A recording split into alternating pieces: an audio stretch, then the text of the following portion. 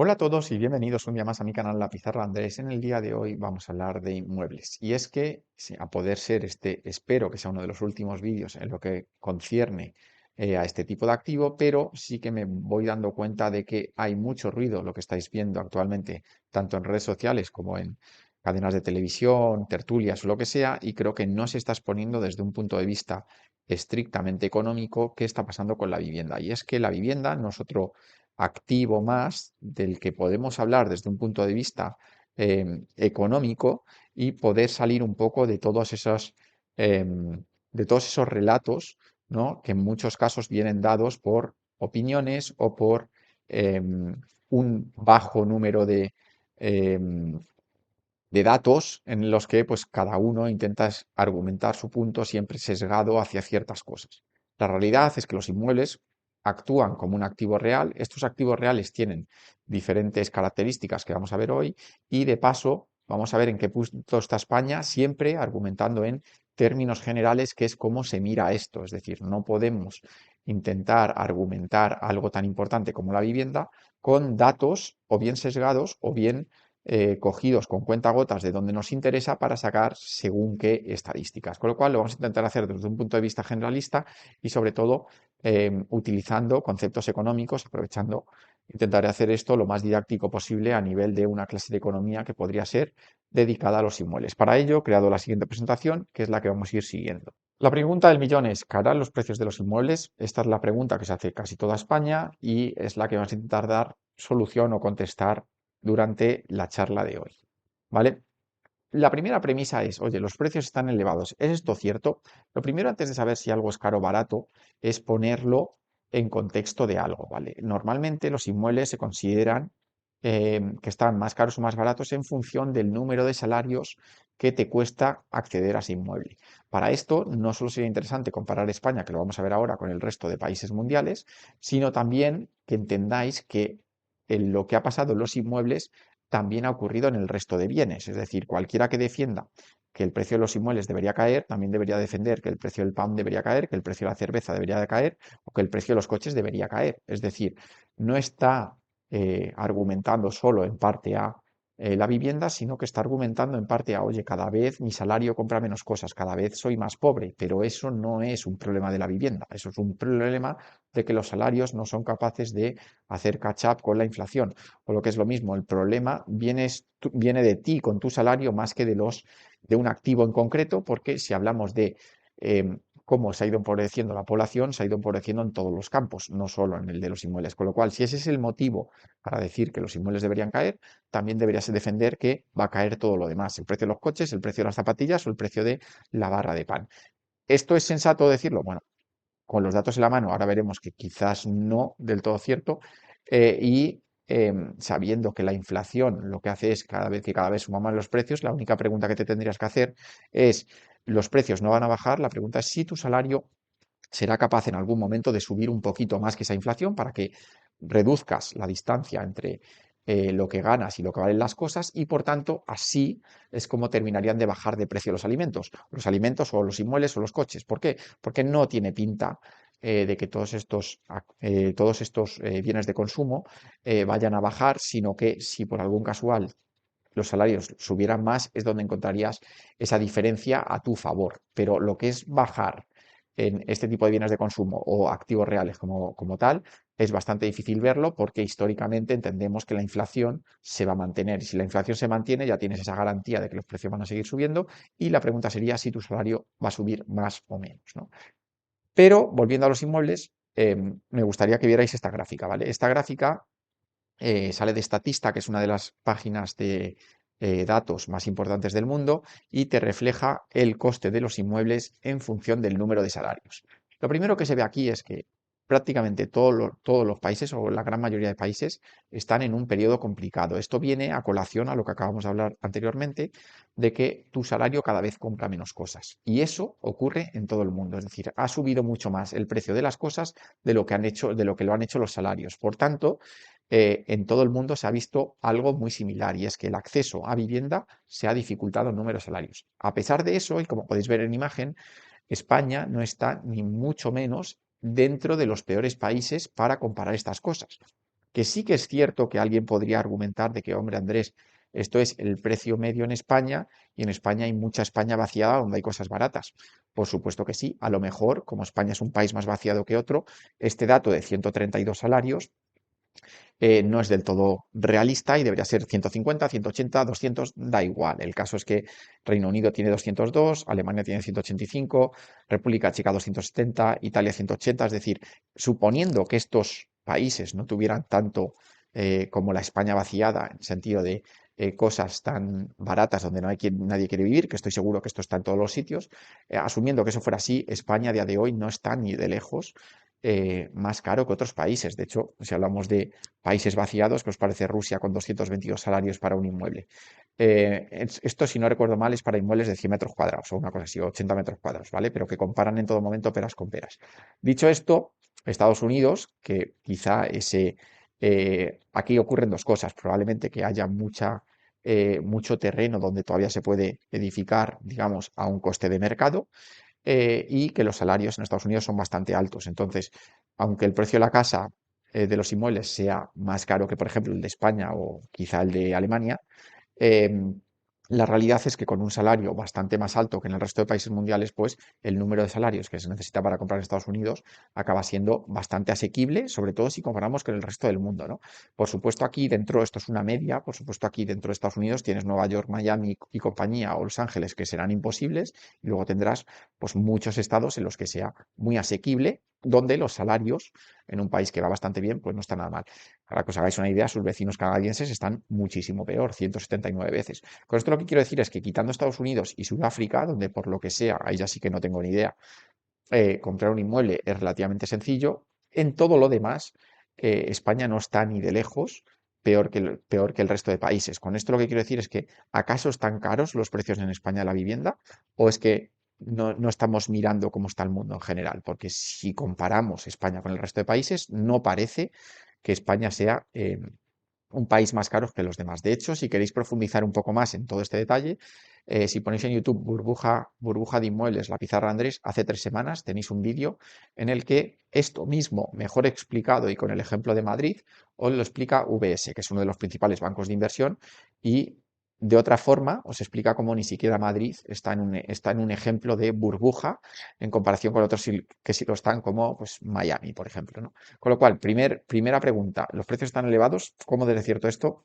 No parece que estén peor o más elevados que en otros países de primer nivel mundial. Ya no quiero entrar en otros países como India o Nepal, que es prácticamente imposible comprar una casa, o Indonesia, ¿no? Visto esto, y en esto voy a fundamentar toda mi tesis de esta clase de economía sobre inmuebles, si a mí me pregunta alguien qué es que podría caer la vivienda, la respuesta es no. Antes de entrar con los motivos, que hay muchos motivos por los cuales creo que la vivienda no va a caer, vamos con el motivo por el cual sí podría caer. Por supuesto que todo puede pasar en los mercados, y esto es un activo como otro cualquiera, y ya hemos visto en el pasado cómo sí que hay una posibilidad de que los inmuebles caigan. Ahora bien, ¿qué tendría que ocurrir para que eso pasara? Estamos hablando de un desastre al nivel de 2008. ¿Por qué? Porque al final, y lo vamos a ver más abajo, las viviendas son algo que son necesarias, es decir, tiene una demanda muy inelástica, que de eso hablaremos ahora más abajo, y por tanto, mientras no pase nada raro, la gente va a seguir consumiendo inmuebles y va a ser lo último que deje de pagar, porque nadie quiere dejar de pagar su techo. Con lo cual, o hay una obligación por vender, como hubo en 2008, de, oye, me he perdido mi trabajo, no puedo hacer cargo de la hipoteca, lo que sea, o es muy difícil que veamos que el castillo de naipes se caiga como tal. Y ahora vamos a ver los motivos, con lo cual, de primeras, yo soy tajante con esto, va a ser muy difícil que veamos la vivienda caer y además ya estamos viendo incluso como introducción que ni siquiera los precios son tan altos como la gente piensa, ¿no? En primer lugar, cabe recordar aquí una vez más que ha sido un poco el preámbulo de esta charla, que los activos reales van ligados a la inflación y por tanto suben en el paso del tiempo. Creo que por todos es conocido el movimiento inflacionario que existe en las últimas, bueno, desde que tenemos uso de razón prácticamente, y esa inflación va ligada a algo que requiere unos materiales para ser construido. Con lo cual, si a día de hoy seguimos pensando que la madera va a valer más, que el hormigón va a valer más, que la mano de obra va a valer más, etcétera, etcétera, que todo lo que se requiere para crear una casa va a subir, es muy difícil pensar que la creación de casas nuevas vaya a ser más baratas. Con lo cual, si tenemos que las casas nuevas no van a ser más baratas, las casas antiguas, que son como su bien sustitutivo, no van a caer tampoco. Solo en un punto en el que construir fuera barato, mucha gente decidiría no comprar, sino construir y por tanto bajarían el precio de las casas actuales. De igual forma, y ahora veremos cómo la oferta está bastante fastidiada porque es tremendamente caro construir, más la burocracia, más los impuestos, etcétera, etcétera, se hace algo muy difícil, de eso lo haremos más adelante, y esto hace que los materiales y todo lo que va relacionado con la construcción del inmueble no parezca en ningún sentido que vayan a facilitar lo que es la creación de nuevos inmuebles. Entonces, eh, por un lado, el histórico que tenemos de precios de los inmuebles ligado a la explicación que tenemos de los activos reales, de cómo se necesitan esas materias primas para construirse, pues nos hacen creer de primeras que es muy difícil que en un entorno de normalidad estos activos no suban con la inflación. Es prácticamente imposible, como hemos visto a lo largo de la historia. Aquí, por ejemplo, pues lo único que vemos es que los precios de las casas, sí que es cierto que después de 2008 tuvieron aquí un bajón, pero fue momentáneo, como podéis ver, y se han sobrepasado con creces. Por supuesto, puede haber momentos de enfriamiento donde a lo mejor pues la demanda no es tan agresiva o por lo que sea, pues vemos un retroceso, que es lo que teóricamente se vio entre 2022 y 2023. Si pasáramos ya este gráfico a 2024-2025, ya habríamos vuelto a repuntar y ya estaría subiendo de nuevo. Algo similar le pasa a los alquileres, que también tampoco han dejado de subir, de eso también hablaremos más adelante, ¿no? Por otro lado, crecimiento de la población. Es cierto que España tiene una tasa demográfica bastante baja, nacen pocos niños en España, pero por lo que sea, España es un país donde quiere venir la gente a vivir. Y España, una vez más, por no sé cuántos años consecutivos, ha vuelto a incrementar su población. Esto es principalmente, en mi opinión, porque muchísima gente quiere venir a un país donde se vive tan bien como España. Esto implica a las personas que les va bien de Latinoamérica, probablemente por el idioma, o de Centroamérica, implica mucha gente de Europa en general que busca pues un país más o menos barato con buena temperatura, ¿no? Por lo que sea, esto, además de esa inmigración que nos llega de otras partes del mundo, pues hace que España crezca en ciudadanos. Entonces, si España crece en ciudadanos, ¿esto qué hace? Aumenta la demanda. Si aumenta la demanda, una de dos, o aumentas la oferta en la misma proporción, que ya luego lo veremos, o de primeras que España crezca no favorece a que caigan los precios de la vivienda. Si a esto le sumamos que España crece y en muchos casos hay mucha gente que viene de Europa a jubilarse con un poder adquisitivo mucho mayor, o vienen de Latinoamérica o Centroamérica con un poder adquisitivo alto, porque es la gente que se puede ir, en muchos casos, pues lo que encontramos es que muchas personas vienen con bastante dinero para poder vivir en España y con ese dinero no tienen ningún problema en comprar esas casas que, ya hemos enseñado anteriormente, no están nada caras en comparación con como lo están en Reino Unido, o en Alemania o en otros países, ¿no?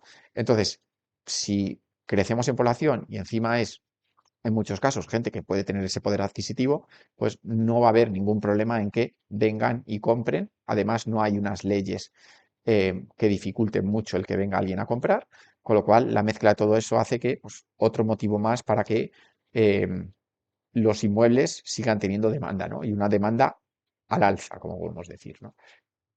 Seguido de esto, vemos este desequilibrio de que la demanda es muy superior a la oferta, ¿vale? En este caso, no creo que sea tan por el punto que acabamos de ver, es decir, la demanda es alcista, ya lo vemos, la demanda crece, eso lo sabemos, sino que además la oferta es muy baja, ¿vale? Así que en esta diapositiva creo que haría un poco más de hincapié en la oferta. La oferta es al final quien construye. Construir a día de hoy en España, y tenéis veredictos múltiples, es pues una odisea. Implica, lo primero, hay muy poco suelo hábil, el suelo es tremendamente caro, tiene un montón de impuestos, luego la construcción es farragosa, requiere pues ciertos permisos que se pueden extender mucho en el tiempo y unos costes que cada vez son crecientes, como hemos hablado antes de las materias primas. Es decir, tú quieres comprar hoy, construir hoy y vender hoy, pero si lo vas a entregar en 5 años y no te van a dejar construir más que poco a poco y te van a encarecer los costes de construcción, puede que tu precio de venta mañana no sea el beneficio que tú esperabas porque te ha costado construir más de la cuenta. Esto parece una tontería, pero dificulta mucho el que una constructora se arriesgue a construir para que luego, durante todos esos años en los que se le está dificultando la construcción, pues haga que el precio de venta final no sea tan atractivo como lo que él pensaba en sus inicios, porque ese retraso en la construcción ha hecho que las materias primas hayan subido, de esto se ha visto mucho, y hace que el constructor se acabe quedando medio pillado y ha trabajado para ganar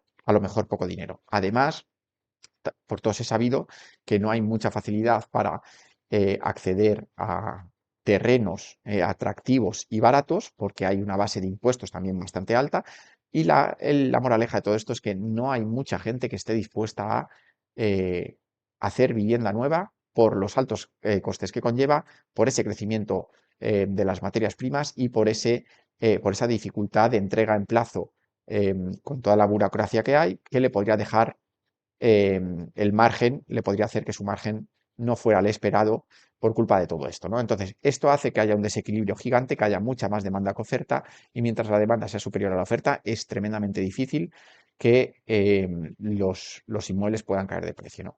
Hablando de la demanda otra vez, en este caso no es que sea una demanda normal y corriente es, oye, considero que esto está caro, pues voy a no comprar para que el precio baje, ¿vale? Eso es lo que sería una demanda normal, de tú castigas a la oferta si la oferta es demasiado cara. En este caso hablamos de una demanda inelástica porque hablamos de un bien de primera necesidad, es decir, si alguien eh, ha conseguido un buen trabajo o acaba de ser funcionario o incluso quiere irse a vivir a España, en cuanto se cumple esa premisa de haga prueba la posición o ha firmado un buen contrato o ya por fin puede jubilarse y se va a jubilar a España, en el escenario que sea, va a comprar la casa esté como esté, porque una casa es necesaria para mucha gente, ¿no? Entonces, eso hace que las personas que están capacitadas para comprar no puedan plantearse nada y necesiten comprar igualmente y comprarán dentro de sus posibilidades, pero seguirán comprando. Esto quiere decir que, como podría ser otro ejemplo, la gasolina, si a vosotros os digo que la gasolina va a subir un 30%, que es una barbaridad, ¿cuántos de vosotros diríais, pues no uso el coche?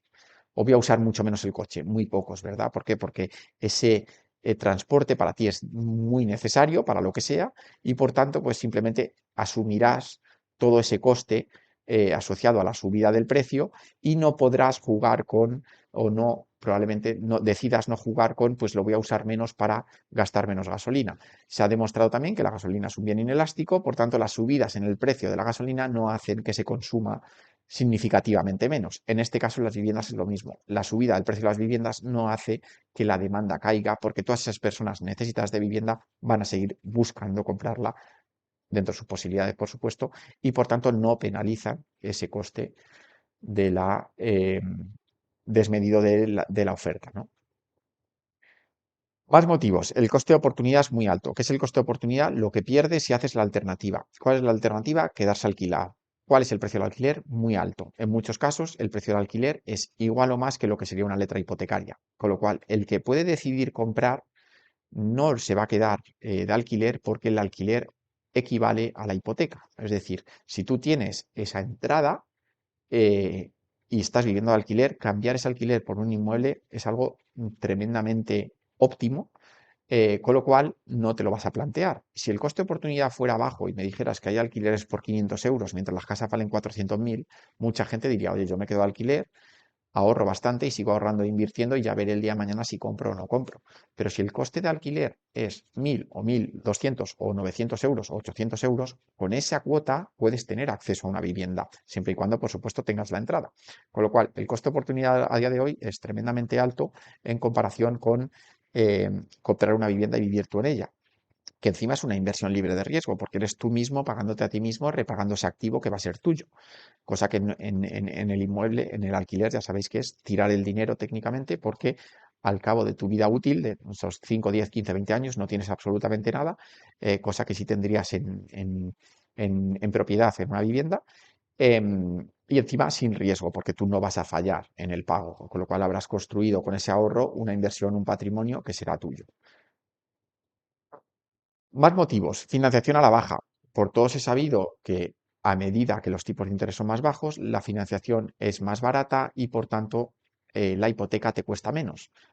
Esto ya viene bajando en los últimos año, año y medio en Europa. Se espera alguna bajadita más, pero ya estamos hablando de tipos por debajo del 2% en breve, probablemente. Esto significa que habrá hipotecas al 1,5% fijo, lo que significa que te prestarán dinero a 30 años prácticamente gratis o a un muy, muy, muy, muy bajo coste. Con lo cual, si hablamos de que te saca del alquiler, como hemos dicho anteriormente, y encima lo hace con un préstamo muy bajo o muy barato, es muy difícil que en la coyuntura actual de tipos de interés y en un bien con una demanda tan inelástica como la que hemos hablado, es muy difícil que el que pueda no se vaya a meter en una casa, sea el precio que sea, porque entre lo que ahorra de alquiler y entre la hipoteca que va a firmar, es tremendamente difícil y se ve a menudo que cuando los tipos vienen a la baja, los mercados inmobiliarios lo hacen bien. Con lo cual, ahora mismo estamos en ese periodo y seguimos esperando nuevas bajadas de Europa, del Banco Central Europeo, que harían incluso más atractiva la compra de las mismas. Con lo cual, esto es otra medida en la que, si os fijáis, todo el cúmulo eh, de características que estamos viendo, todas juegan a favor de la compra del inmueble. No hay prácticamente nada, a excepción de esa primera premisa que hemos puesto de están caros los inmuebles, que ni siquiera parece que así sea. Todo lo demás parece que está a favor de que la vivienda siga estando fuerte o por lo menos se estanque, pero se estanque en un precio como el actual. Pero la bajada es bastante inviable con todo lo que estamos viendo. Aquí un punto más, esa financiación a la baja. Y por último, el mayor o uno de los mayores problemas que hay al acceso a la vivienda se le está buscando soluciones, ¿vale? Que es la entrada y los impuestos. Por supuesto, no espero nada de los impuestos me da a mí que no se le va a perdonar a nadie, incluso de primera vivienda se seguirán pagando, pero para las entradas, tanto hipotecas al 100%, que ya se dan algunas, o al 90%, hipotecas a 50 años, se está hablando ya de Donald Trump, eh, soluciones o ayudas a gente que compra su primer inmueble. Es decir, todo lo que sean ayudas a el principal problema de esa gente que se quiere independizar, que es la entrada, va a hacer que aún más haya gente dispuesta a, una vez más, cambiar ese alquiler por esa compra de ese inmueble y lo va a hacer lo antes posible, sobre todo si consiguen ayudarle con ese empujoncito, que es uno de los principales problemas de por qué a día de hoy no hay, aunque no lo creáis, no hay suficiente, no hay tanta demanda de vivienda porque mucha gente no puede acceder. Pero si pudieran acceder, la demanda aún más se dispararía. Y este tipo de movimientos intenta disparar aún más la demanda, ayudando al pequeño comprador, ¿no? A esa persona que se quiere independizar. Entonces, todo este tipo de ayudas que se van leyendo por ahí en prensa, todo haría disparar aún más la demanda, con lo cual haría aún más inviable que la oferta, la cual ya hemos visto que no crece como debería, pues se acabe consumiendo, se acabe utilizando y los precios o bien se mantengan o bien sigan subiendo. Con esto lo que quiero decir, y este ha sido el último punto, es que prácticamente todo lo que tenemos desde un punto de vista bien analizado económicamente es positivo para el precio de las viviendas o es creciente para ese precio de las viviendas y apenas hay motivos para pensar que los inmuebles pueden caer. Solo, por supuesto, una crisis de dimensiones gigantescas podría hacer caer algo tan de primera necesidad como son los inmuebles, pero todo lo demás, todo lo que tenemos en mano a día de hoy, fundamentos económicos claros, basados en evidencia, que podemos poner en la mesa, prácticamente todos ellos llevan a lo mismo, y es que el que quiera una casa lo que debería pensar es comprarla y hacerlo lo antes posible, sobre todo si es para salir del alquiler, que ya sabemos que es una mala decisión financiera, ¿no? Prácticamente cada uno de estos puntos siempre puede haber alguna cosa matizable, alguna cosa opinable, pero es todo bastante economía, bastante básica y es sentido común a las leyes básicas de esta economía, de oferta y demanda y de ciertos conceptos pues, que a lo mejor pues, la gente se le escapan o no son capaces de tener si no han estudiado, pues, cosas como el coste de oportunidad, cosas como los tipos de interés, cosas como la elasticidad de la demanda, cosas como los precios de los inmuebles en base a los salarios, etcétera, etcétera. Todo este tipo de cosas que son a lo mejor un poco más avanzados de lo que podéis ver en el televisor, al final son los fundamentos básicos de cómo se debería analizar, en mi opinión, un activo de este estilo. Espero que os haya gustado el vídeo, chicos. Si tenéis dudas, me las dejéis en comentarios y nosotros nos vemos en el siguiente vídeo. Se despide la pizarra Andrés.